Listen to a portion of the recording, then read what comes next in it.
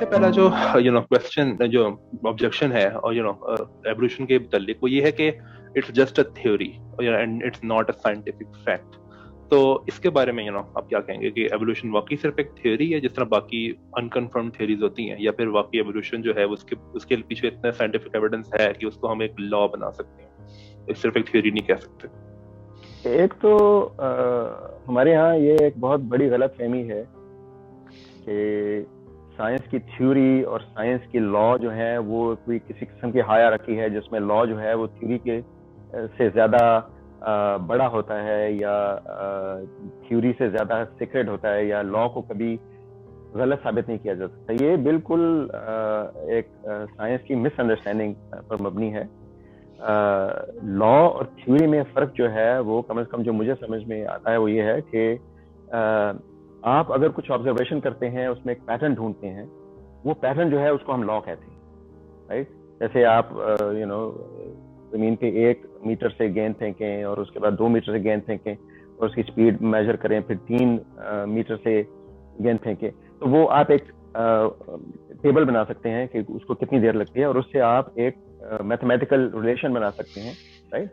तो mathematical relation जो बनेगा, जो जैसे आप फिर वो स्पीड कैलकुलेट कर सकते हैं किसी भी गिरने वाली चीज की, वो एक लॉ है, राइट। लॉ आपको सिर्फ ये बताता है कि आप अगर कोई किसी चीज की पेशगोई करना चाहते हैं साइंसी नुक्ता नजर से तो कैसे करेंगे, लेकिन लॉ आपको ये नहीं बताता कि ये क्यों होता है, राइट। तो आप अगर फिजिक्स के लॉज देखें तो ग्रेविटेशनल लॉज न्यूटन ने दिए थे आज से 400-500 साल पहले, राइट। उसके बाद 100 साल पहले आइंस्टाइन ने आके थ्योरी ऑफ ग्रेविटेशन दी। उसकी जो जनरल थ्योरी ऑफ रिलेटिविटी है वो बेसिकली ग्रेविटी की थ्योरी है, राइट। उसमें उसने ये बताया कि ये होता क्यों है। अब आप ये देखें कि ग्रेविटी की जो थ्योरी है वो आपको वजह भी बताती है कि चीजें जमीन की तरफ गिरती क्यों है, या जो ज्यादा जो मैसिव ऑब्जेक्ट्स होते हैं उनकी तरफ क्यों गिरती हैं। तो ग्रेविटी आपको एक्सप्लेनेशन भी देती है और आपको पेशगोई की कुव्वत भी देती है। लॉ जो है वो पेशगोई की कुव्वत देता है, लेकिन आपको कुछ वजह नहीं बताता कि ऐसा क्यों हो रहा है। तो ये दो मुख्तलिफ चीजें हैं। ये मतलब ऐसा नहीं है कि थ्योरी जो है वो अगर साबित हो जाए तो लॉ हो जाती है, राइट। आइंस्टाइन की थ्योरी जो है वो फिजिक्स की तारीख में सबसे ज्यादा वेरीफाइड थ्योरी है, यानी आज तक उसके कोई पेशगोई जो है वो गलत साबित नहीं हुई, लेकिन उसको हम लॉ नहीं कहते, उसको हम थ्योरी कहते हैं, बिकॉज ये आपको समझाती है कि ग्रेविटेशन जो है वो क्यों होती है। इसी तरह थ्योरी ऑफ इवोल्यूशन जो है ये बहुत सारे फैक्ट्स को आपस में मिलाती है और हमें समझाती है कि ये फैक्ट क्यों है, राइट। जो साइंस में पिछले 300, 400, 500 साल से हम ये जानते हैं कि एवोल्यूशन एक फैक्ट है, यानी हमें जो फॉसिल्स मिलते रहे हैं वो जानवर अब नहीं है। हमें जो फॉसिल्स मिलते हैं फर्ज कीजिए जो 2 लाख 3 लाख साल पुराने हैं, वही फॉसिल्स हमें 20 करोड़ साल पहले नहीं मिलते। तो हमें पता है कि नए अनवा की एवोल्यूशन होती है। पुराने अनवा जो हैं अब मालूम हो चुके हैं। जो इस वक्त अनवा हैं वो आपको 100 करोड़ साल पहले नहीं मिलेंगे कहीं, राइट। तो ये सब फैक्ट्स हैं, ये सब हकायक हैं, मुशाहिदात हैं जो हमें बहुत अरसे से मालूम है। थ्योरी ऑफ एवोल्यूशन जो है वो इन हकायक की वजाहत करती है, वो एक मैकेनिज्म हमें बताती है जिस वजह से ये सब जो फैक्ट्स हैं, हकायक हैं, उनको हम समझ सकते हैं, राइट। तो ये थ्योरी और लॉ में ये फर्क है। तो ये एक्सपेक्टेशन के कोई थ्योरी लॉ बन जाएगी, ये गलत है, ऐसा कभी नहीं होता। कोई थ्योरी साइंस की ऐसी नहीं है जो कभी भी लॉ बने। ये थ्योरी और लॉ मुख्तलिफ चीजें हैं। तो जहां तक ये है कि थ्योरी ऑफ एवोल्यूशन जो है उसके कोई सबूत नहीं है, तो जैसे मैंने अर्ज किया कि जितनी हमारी ऑब्जर्वेशंस हैं वो सब थ्योरी ऑफ एवोल्यूशन से कंसिस्टेंट है, यानी थ्योरी ऑफ एवोल्यूशन जिन चीजों की पेशगोई करती है वही हमें सब देखने को मिलती है। कुछ लोगों का ये भी है कि ये थ्योरी जो है कोई प्रेडिक्शन नहीं कर सकती, कोई पेशगोई नहीं कर सकती, ये भी गलत है। मतलब हम यहाँ बैठ के पेशगोई कर सकते हैं कि आपको कोई फॉसिल ऐसा नहीं मिलेगा जो कह लीजिए कि 40 करोड़ साल पुराना हो, लेकिन वो एक कुत्ते का फॉसिल, राइट। कुत्तों का जो एवोल्यूशन है उसकी हिस्ट्री में पता है वो पिछले 30-40 हजार साल में ही हुई है। तो अगर आपको 30 करोड़ साल पुराना फॉसिल मिले जो उसके बारे में जो डेटिंग टेक्निक्स हैं उससे साबित हो जाए कि 30 करोड़ साल पुराना है, तो ये थ्योरी गलत साबित हो जाएगी। तो ऐसा एक भी मुशाहिदा या फैक्ट या ऑब्जर्वेशन ऐसी नहीं है जो थ्योरी ऑफ इवोल्यूशन को गलत बताता हो, इसलिए ये थ्योरी सही है। जफर साहब, आप कुछ कहना चाहेंगे इस बारे में? जी बिल्कुल। नहीं, आपने you summed up almost everything. दूसरी सिर्फ एक बात ऐड करना चाहूंगा कि लॉ जितने भी हैं उनकी खास कंडीशंस होती हैं, यानी they are all bound within certain specific conditions. कोई ऐसा लॉ नहीं होता, मतलब फिजिक्स के भी जितने लॉ हैं उनमें सर्टेन कंडीशंस हैं जिसके अंदर वो लॉज जो है वो ऑपरेट करते हैं। सही। जो थ्योरी जिसे थ्योरी ऑफ एवोल्यूशन कहते हैं, इसके अंदर बहुत से लॉज हैं जो बुनियादी तौर पे कंडीशन सेट करते हैं एवोल्यूशन की, कि इर्तिका या मॉडिफिकेशन विद डिसेंट जो है, ये डिसेंट विद मॉडिफिकेशन जिसे डार्विन ने कहा था, वो कैसे होता है। मिसाल के तौर पे लॉज ऑफ इनहेरिटेंस है, they are a part of evolutionary theory, क्योंकि वो डिफाइन करते हैं कि मुख्तलिफ जो जेनेटिक कैरेक्टरिस्टिक्स हैं वो कैसे इनहेरिट, जो अल्टीमेटली फिजिकल कैरेक्टरिस्टिक्स में ट्रांसलेट होते हैं या उनका बायस बनते हैं नेचर के इंटरेक्शन के साथ, वो कैसे वो जो जीन्स वगैरह जो है वो इनहेरिट कैसे होते हैं, उनके लॉज हैं।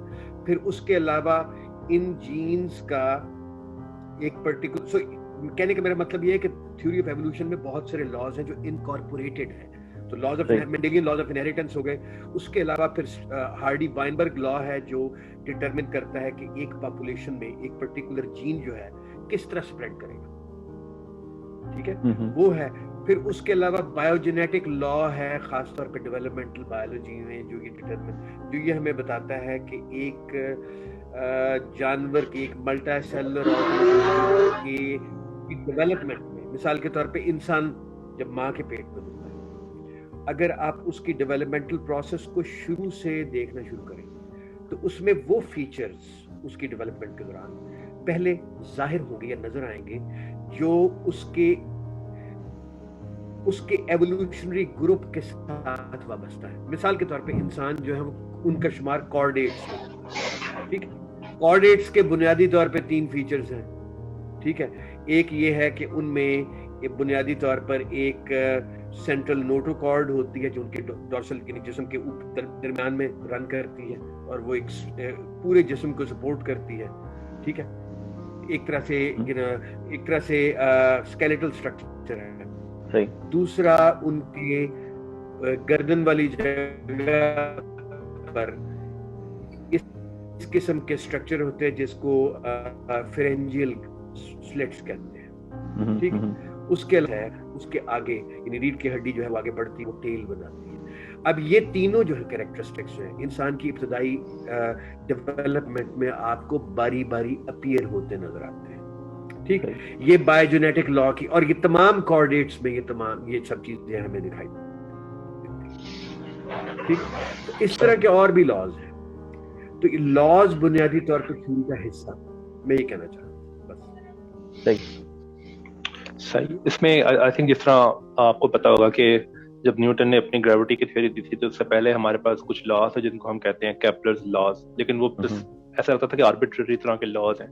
जो न्यूटन की थ्योरी ऑफ ग्रेविटी उनने एक्सप्लेन किया था कि ये लॉज वैसे क्यों है जैसे ये हैं। तो आप ये कहना चाह रहे हैं कि जो थ्योरी ऑफ एवोल्यूशन है उसने कई सारे फैक्ट्स को जो कि हमें पहले से पता थे उनको एक्सप्लेन किया है, राइट? बिल्कुल बिल्कुल। और एक और बात, एग्जैक्टली जैसे और उनको इनकॉर्पोरेट किया, सॉरी, राइट। जैसे जैसे साइंस में तरक्की होती है, हमें नई टेक्नोलॉजी मिलती है, हमें नए तरीके मिलते हैं ये जो किसी भी थ्योरी की जो पेशगोइयां हैं उनको स्टडी करने के, राइट। तो अगर आप तारीख देखें एवोल्यूशन की, तो एवोल्यूशन की जो एक वो जो ट्री ऑफ लाइफ बना है वो ज्यादातर जो फॉसिल्स हैं और जो जिंदा जानवरों के जो ढांचे हैं उनको स्टडी करके वो ट्री ऑफ लाइफ बनाया गया, राइट। उसके बाद फिर पिछले 3-4 दिहाइयों में जब जेनेटिक्स की साइंस इतनी डेवलप हुई कि अब हम जानवरों के डीएनए का भी तकाबली जायजा ले सकते हैं, यानी उनका मुकाबला कर सकते हैं कि एक जानवर का डीएनए दूसरे जानवर का डीएनए जो कितना मिलता है। और इस तकाबली जायजे से अगर हम अब जो जिंदा जानवर हैं उनको ट्री ऑफ लाइफ में अगर बनाए बिल्कुल इंडिपेंडेंटली, यानी आप जो फॉसिल्स की या जो ढांचे की बुनियाद पे उनको छोड़ दें, सिर्फ डीएनए की बेस पर बनाए, तो वो कमोबेश बिल्कुल वही ट्री ऑफ लाइफ बनता है जो पहले ढांचों की उससे बनाया गया था। यानी दो बिल्कुल इंडिपेंडेंट सोर्सेज से हमने ट्री ऑफ लाइफ बनाया और वो बिल्कुल वही निकला जो पहले से पेश हुई थी। तो ये एक इंडिपेंडेंट सबूत है। और इसी तरह से साइंस में जब इंडिपेंडेंट सबूत मिलते हैं तो वो आपका कॉन्फिडेंस जो है एक थ्योरी में बढ़ा देते हैं। एक और बात मैं ज़िम्नन ये कहना चाहूंगा कि बहुत से लोग ये कहते हैं कि थ्योरी अभी तक साबित नहीं हुई। तो मैं आपसे पूछता हूँ कि भाई आप कुछ मुझे एक थ्योरी बता दें जो साबित हुई है। साइंस की थ्योरी कभी साबित नहीं होती। थ्योरियां जो है वो चूंकि ऑब्जर्वेशन की बेस पे बनती हैं, उनकी सपोर्ट में आपको मजीद ऑब्जर्वेशन मिल सकती है, लेकिन असूलन थ्योरी को गलत तो साबित किया जा सकता है, थ्योरी को सही साबित नहीं किया जा सकता। राइट, आपको जितनी पेशगोइयां दुरुस्त मिलेंगी आपका एतमाद उस थ्योरी में बढ़ जाता है, लेकिन ये ऐन मुमकिन है कि मुस्तकबिल में आपको ऐसी ऑब्जर्वेशन मिल जाएं जिससे थ्योरी की कोई प्रेडिक्शन गलत साबित हो। ये साइंस में भी हो सकता है, साइंस की किसी भी फील्ड में, मतलब थ्योरी ऑफ रिलेटिविटी जो है उसके बारे में भी ये पॉसिबिलिटी है कि मुस्तकबिल में कोई ऐसी ऑब्जर्वेशन हो, जैसे हो सकता है ब्लैक होल्स के बारे में हमें कोई नई इंसाइट मिले जो प्रेडिक्शन है थ्योरी ऑफ रिलेटिविटी की उसको गलत साबित कर दे, तो हमें वो थ्योरी चेंज करनी पड़ेगी। लेकिन अभी तक क्योंकि ऐसी कोई हमें मुशाहिदाती डाटा ऐसा नहीं मिला जो उस थ्योरी के प्रेडिक्शन के खिलाफ हो, इसलिए हम थ्योरी ऑफ रिलेटिविटी को सही कहते हैं। तो थ्योरी ऑफ एवोल्यूशन जो है उसका भी यही है कि अभी तक कम से कम हमें कोई ऐसा डाटा नहीं मिला जो इसकी किसी भी पेश गोई को वाज़ह तौर पे गलत साबित करता हो, इसलिए हम ये कहते हैं